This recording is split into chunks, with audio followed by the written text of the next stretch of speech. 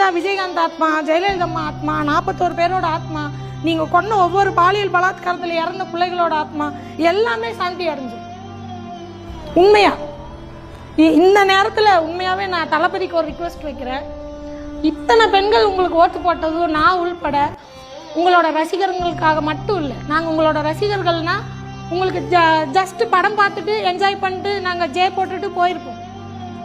இவ்வளோ பேரும் ஓட்டு போட்டது ஒவ்வொரு பெண்களுக்கும் பாலியல் ரீதியாக எந்த துன்புறுத்தலும் வரக்கூடாது, அதுக்கான பாதுகாப்பு வேணும்னு மட்டும்தான்.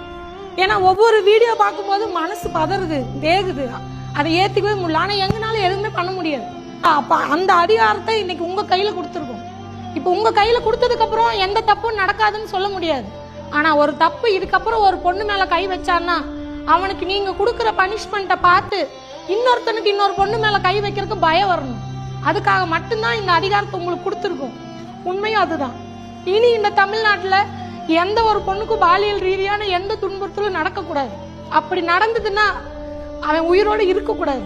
அந்த தண்டனை நீங்கள் அவனுக்கு கொடுக்கணும். அதை பார்த்து வேற எவனும் பொண்ணு மேலே கை வைக்கிறதுக்கு நடுங்கணும்.